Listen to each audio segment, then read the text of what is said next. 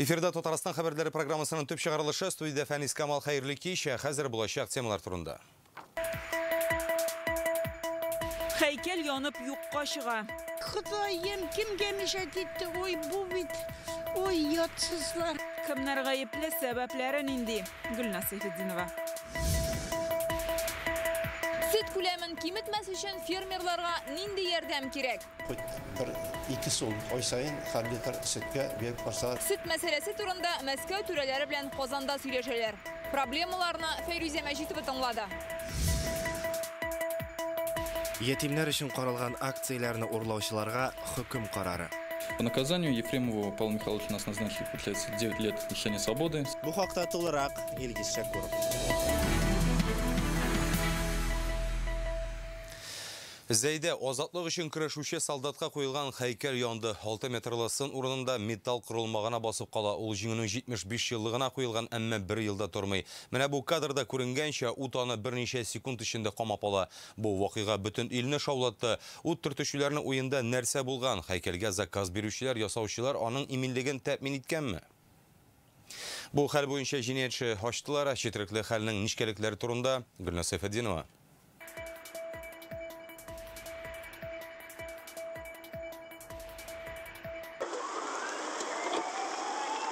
Иртән басып торган хәйкәлдән кичкә берни дә калмый. Ул 10 минут эчендә янып күлгә әйләнә. Мондый хәлнең була алуына аптырый шәһәр халкы. Ходаем, кимгә мишәт итте, ой бу бит, ой ятсызлар. Мин хайран калдым бу хәлгә. Малайларны уйнаганнардыр, может. Янып киткән алар инде аны белмәгән. Аны бит нарочно җандырмаган инде кеше. Тәмәкедә тарталар инде, нәрдә теләсән ишеләр монда. Караучы югы, кадр булырга тишаларның видеоснимка, шул камерадан эзләп карасыннар. Бүген полиция хәйкәлгә балаларның ут төртүен ачыклады. 3 кыз һәм 1 малай, 9-11 яшьлекләр. Мәңгелек ут янында агач ботаклары ягып уйнаганнар. Нәтиҗәдә хәйкәл тулысынча янып бетә. В отношении их родителей. Балаларның әтән-әниләренә карата балигъ булмаганнарны тәрбияләү вазифаларын башкару мәддәсе буенча материаллар туплана. Моннан тыш бу хәл балигъ булмаганнар эшләре һәм аларның хукукын яклау буенча комиссия корылачак. Ничек инде хәйкәл кадәр хәйкәл шулай яна ала. Узган ел аны куйганда Зәйнең башкарма комитеты сын янмый торган материалдан эшләнде дигән хәбәр тараткан иде. Менә аларның сайтындагы мәгълүмат. Әмма ул 1 елда тормады. Материал был стекловолокно. Хәйкәл пыяла җепселәрдән торган материалдан, ягъни стекловолокнодан эшләнгән иде. Барлык материаллар тиешле органнарга җибәрелгән, барысы да җентекләп тикшереләчәк. Хәйкәлне ясау һәм кую буенча район заказы дәүләт сатып алулар сайтында урнаштырылган була. Техник биремнән күренгәнчә, хәйкәл металл корылмадан торгызылырга тиеш була, стекловолокно янмый торган, температура үзгәрешләренә бирешми торган булсын дип язылган. Мы на основании заказчика по его нормам, по его требованиям выполнили композицию. Без заказы таләпләре буенча эшләдек. Янгын нидән килеп чыккан? Бу форс-мажор. Эштә безнең стекловолокноны яндырып караган бар, ул янмый. Корылма янында утны узак итеп тотып торсаң, янадыр бәлки.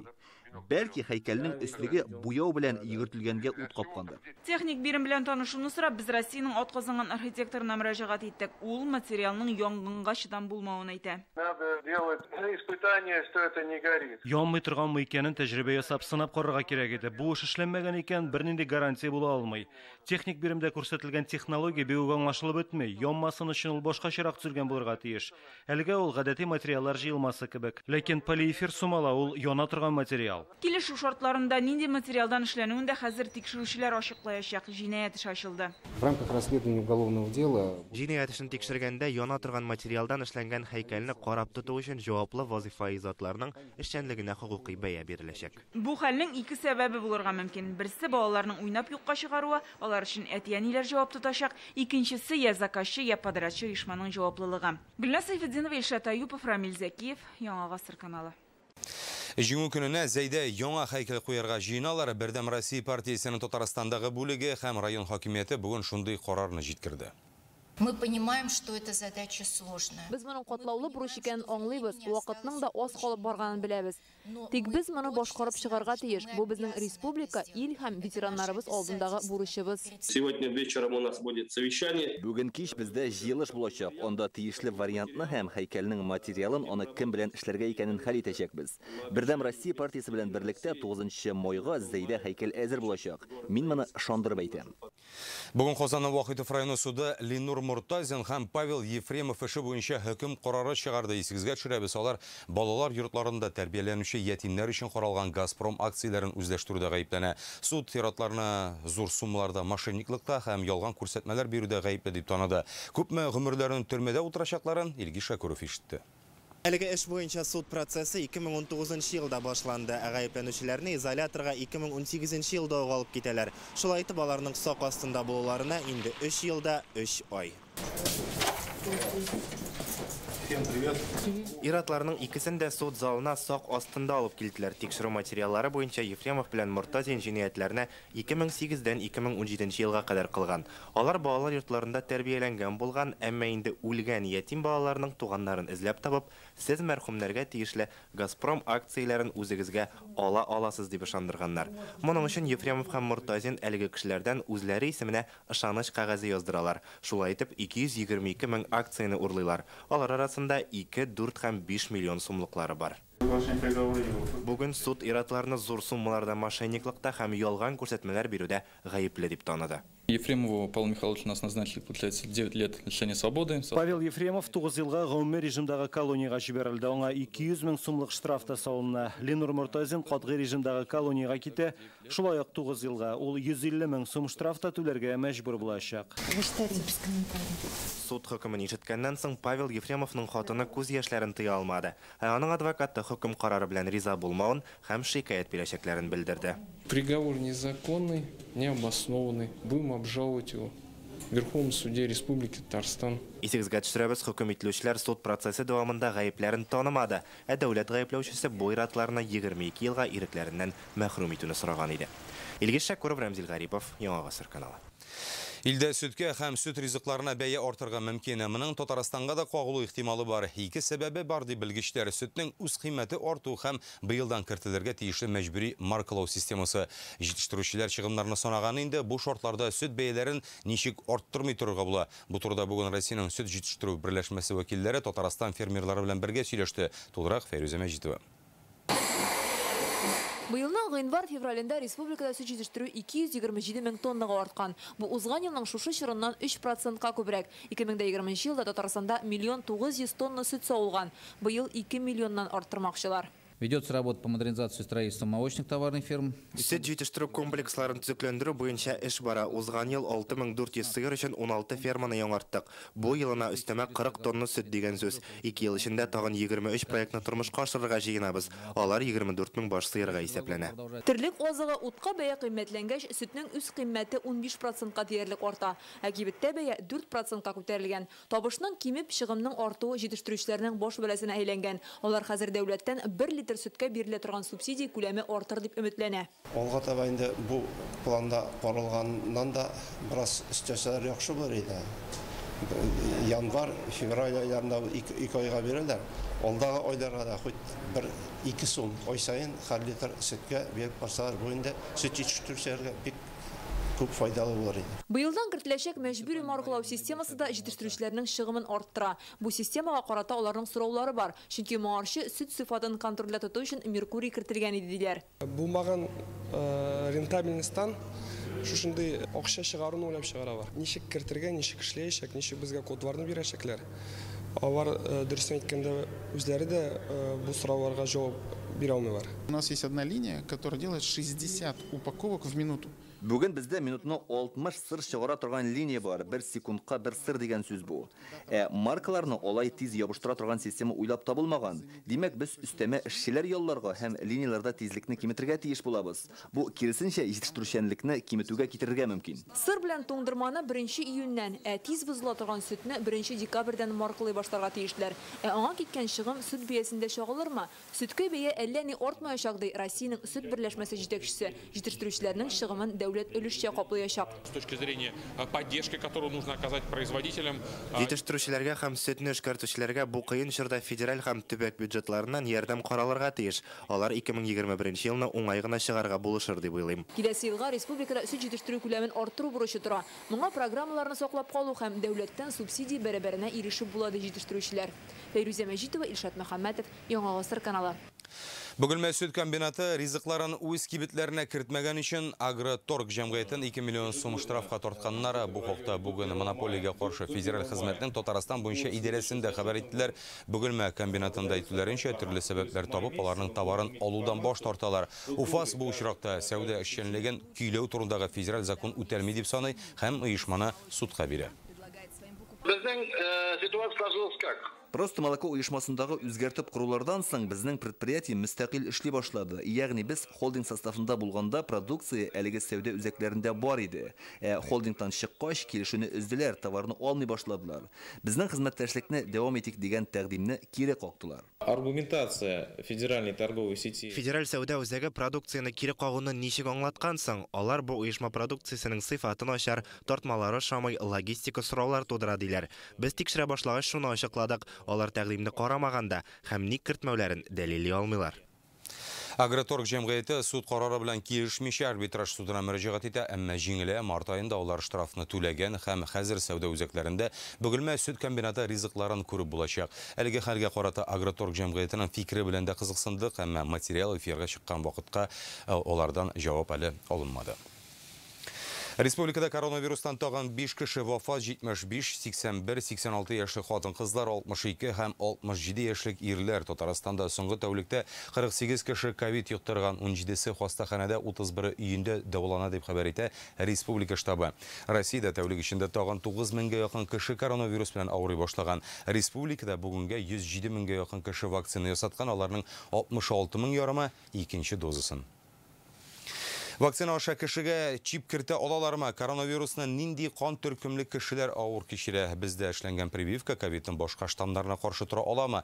Бүген халыкны борчыган сорауларга Татарстан сәламәтлек саклау министрлыгының медицина генетикасы буенча баш белгече Зөлфия Вафина җавап бирде. Эфирне вице-премьер Лейла Фазлыева алып барды. Иң популяр 5 сорауга җавапны сезгә дә тәкъдим итәбез. Вакцина ярдәмендә кешеләрне чиплаштырырга мөмкинме? Чипов, которые можно было бы... Бүгенгә кадәр вакцина белән организмга кертелә торган чиплар әле эшләнмәгән. Шуңа күрә бу ялгыш фикер. Ни өчен вируслар мутацияләнә? Чем больше циркулирует вирус в природе... Вирусның үзгәрүе һәм башка штаммнар китереп чыгаруы табигый күренеш. Бездә эшләнгән вакцина хәзер барлыкка килгән штаммнарга каршы тора ала. Шуңа күрә башка төрләре килеп чыкканчы, безгә вирусның йогуын туктатырга кирәк. Әлегә прививка кадату бердән-бер усул. Кан төркеме ковид юктыруга йогынты ясыймы? Более тяжело протекает вирус у людей второй группы. Икенче кан төркеме булган кешеләр коронавирусны авыррак кичерә дигән фикер бар. Шулай ук шикәр авыруы һәм симерү чире белән интегүчләрдә дә катлаулы үтә. Бу кешенең организмына карый дип уйлыйм.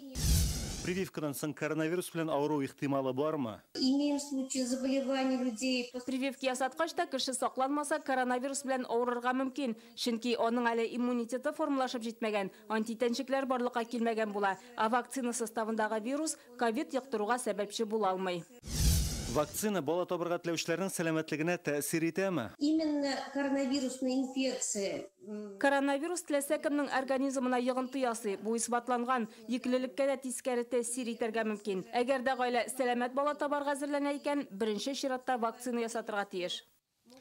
Казандагы канализация суларын суыртучы яңа Заречная станциясе башкалада тагын 4 миллион квадрат метр торак төзергә мөмкинлек бирәчәк. Станциянең эше белән бүген мэр Илсур Меншин танышты.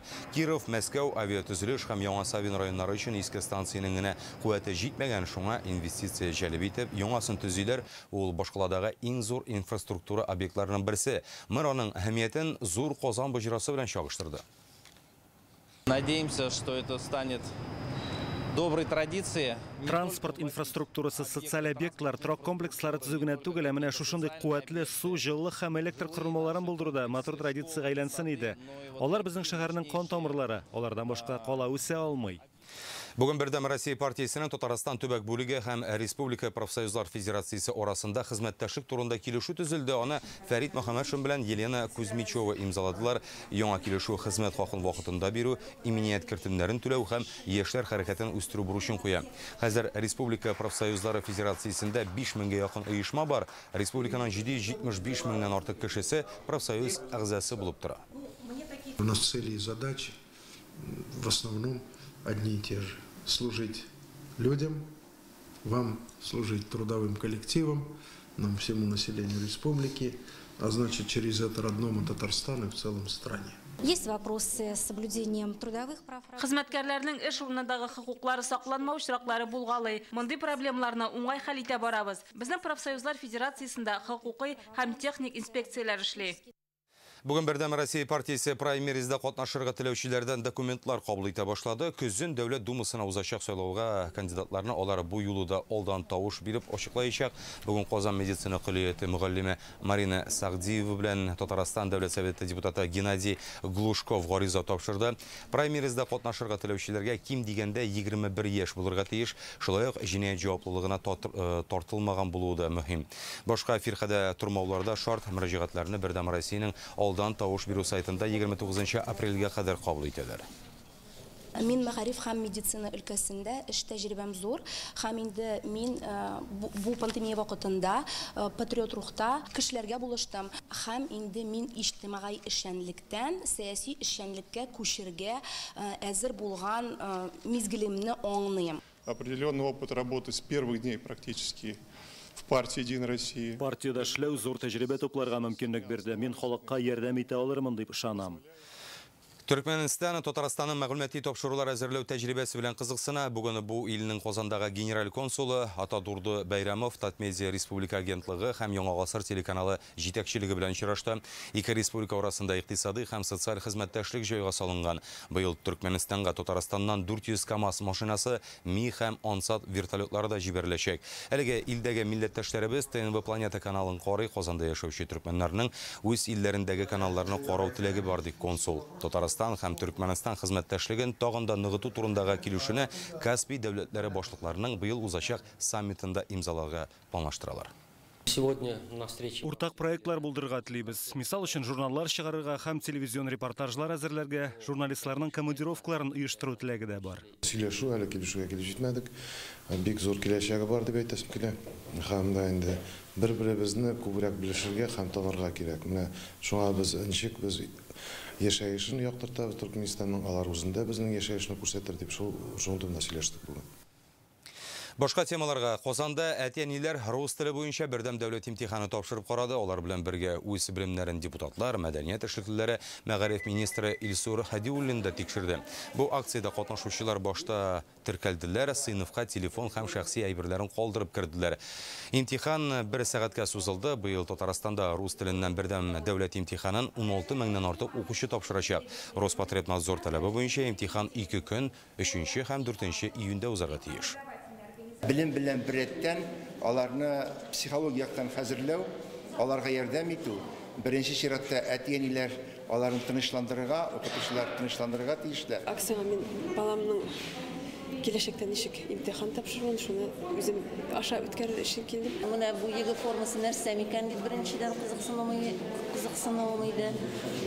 Аннары үземдә тикшерәсем килә. Алар татар телен интернет аша таныта. Бүген Казанда блогер татар конкурсында җиңүчеләрне игълан иттеләр. Алар 10 кеше һәрберсе үз һөнәре турында видеоблог булдырган.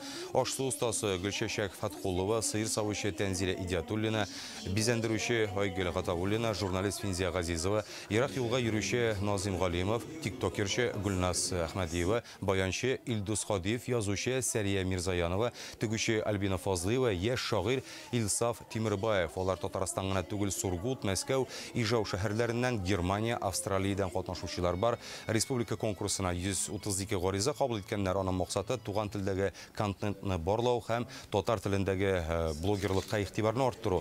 Конкурста җиңүчеләрне Татарстан президенты каршындагы татар телен саклау һәм үстерү комиссиясе рәисе Марат Әхмәтов тәбрикләде. Юлдан чыган вакыйгаларга татарча бәя бирә. Милләттәшләребезнең кызыксынуы, берсе аралашып, киңәшеп, яңа материаллар әзерләү, ул матур күренеш. Бирдә бит инде тел осталыгы турыдан-туры булмаса да, язу осталыгы һәм күз белән карап сыклану, телнең матурлыгын күрү, укып күрү осталыгы әлбәттә булышачак безнең тел язмышына. Номинацияләрне төрләндерергә кирәк, күпләп уятырга кирәк һәм шуңа күрә дәвамлы бәйге итәчәкбез һичшиксез. Гомердә уйламадым да, башка да килмәде, җиңерме дип төшемә дә кермәде дөресен әйткәндә. Шул. Синәбез инде монда күп танылган блогерлар. Мин 10-нчы сыйныфта белем алам. Шигырьләр, хикәяләр иҗат итәм, журналистика белән кызыксынам. Татарчаны яшен татарча дигәндә, бәлки ул минем үземнең холкыма, эчке менталитетыма һәм кызыксынуларыма бәйледер. Җиңүче булырга лаек кешеләр тагын да күбрәк иде. Әмма җиңү ул шундый тансык әйбер инде, алга таба катнашырга бер стимул булсын. Бүген Татарстанның иң актив иҗади яшьләре үзләренең кызыклы проектларын Марат Әхмәтовка тәкъдим итте. Фәнни һәм музыкаль лабораторияләрдән алып, милли дизайнерлар үзәге белән журналистлар мәктәбен булдыруга кагылышлы фикерләр яңгырады. Проектларның төп максаты яшьләрне татар телендә сөйләргә, уйларга, иҗат итәргә өйрәтү. Очрашу ахырында яшьләрдән тел премиясын булдыру идеясе дә яңгырады. Аны ел нәтиҗәсе буларак республикада милли юнәлешне үстергән һәм бу тармакта кызыклы проектларны тормышка ашырган иҗади яшьләргә тапшырмакчылар. Проектлар күбрәк балалар, мәктәп укучылары һәм студентлар белән эшләүгә бәйле. Аларның һәрберсенең үзенчәлеге бар. Шуның икесе IT юнәлешкә күбрәк юнәлдерелгән. Берсе IT проектлар турында булса, берсе Викимедия һәм Википедия мәйданчыкларында татар милләте, татар теле турындагы мәгълүматны арттыру өстендә эшкә юнәлдерелгән. Минем проектым төп максаты аның милли креатив хаб булдыру. Ул инде татар дизайнерларның бер урында тупланып, бергә иҗат итеп, милли дизайнга шундый үсеш бирү. Тел язмышына битараф булмаган иҗади яшьләребез булуына бик сөендем. Әлбәттә, һәрбер проектны кабат алар белән тирәннән эченә кереп танышып чыгып, аларның күбесенә менә комиссия исеменнән файдалы булырбыз дип әйтәм мин. Чөнки яшьләр министрлыгы белән аларның менә бу иҗади оешмалар белән бергә эшләү безнең телебезнең киләчәк үсеше өчен бик кирәк. Ярты сәгатьтән Казан бызы кыза башлаячак. Татнефть аренада көчле 2 көндәш Татарстан Акбарсы белән Башкортстанның Салават Юлаев командалары очраша. Бүгенге уен Гагарин кубогының ярым финалы. Алдагы әйләнешкә чыгар өчен командаларның берсенә 4 тапкыр җиңәргә кирәк. Бу минутларда хезмәттәшем Динә Хисаметдинова Татнефть арена янында. Динә хоккей фанатлары уен исәбенә карата нинди фаразлар ясый һәм алар үзләрен ничек тота? Гомумән бу сарай янында нинди мөхит хөкем сөрә? Хәерле кич, Фәнис. Хоккей дип яшибез, Акбарс дип җан атабыз. Без әлбәттә Татарстан командасы өчен бүген җан атабыз, аның җиңүен телибез. Без генә түгел, бирегә Татнефть аренага халык агыла да агыла. Монда бызда гына түгел, бүген трибуналарда да кызу булачак дип фаразлыйм. Һәм инде әйтергә кирәк, тамашачылар өчен бүген тагын бер сюрприз. Монда Акбарс хоккей командасы өчен махсус ясалган открыткалар күргәзмәсе дә оештырылган. Бу открыткаларны президентыбыз Рөстәм Миңнеханов үзенең шәхси Instagram битендә күрсәткән иде, инде таныштырып узган иде. Инде уенга килгәндә бу уенны тамашачылар әлбәттә зарыгып көтте. Танылган яшел дерби. Салават Юлаев, Акбарс командасы. Һәм инде һәрбер хоккей сөюче, һәрбер җанатар үзенең фаразларын әйтә. Хотим только победы, потому что это очень принципиальное сражение для команд, ну и для нас тоже. Уңышлар инде, уңышлар, победа. 3-1. Да, 3-1. Аңлашылды. Ну, надеюсь на победу, как обычно. С каким счетом? Двузначным. Бүгенге матч белән бергә алга таба Акбарс командасы белән Салават Юлаев 4 уен уйнаячак. Һәм инде Гагарин кубогы өчен уеннарында җиңелгән команда төшеп калачак. Һәм инде әлеге кубокны алу мөмкинлеген алмаячак. Әйтергә кирәк, бүгенге уенга инде ярты сәгать вакыт калып бара. Һәм инде без әлбәттә үзебезнең Татарстан командасы өчен җан атабыз. Һәм инде әлеге уенның азагы нәрсә белән тәмамланыр? Әлбәттә вакыт һәм инде ике команданың да осталыгы күрсәтәчәк. Бездән аерылмагыз, Фәнис. Рәхмәт Динә, рәхмәт бик зур Динә. Без үзебез дә җаныбыз, тәнебез белән дигәндәй, сезнең белән бергә Акбарс командасы өчен җан атабыз. Турыдан туры эфирда минем хезмәттәшем Динә Хисаметдинова иде. Әлеге сәгатькә менә шулар иде. Уңышлар сезгә һәм безнең каналда гына калыгыз.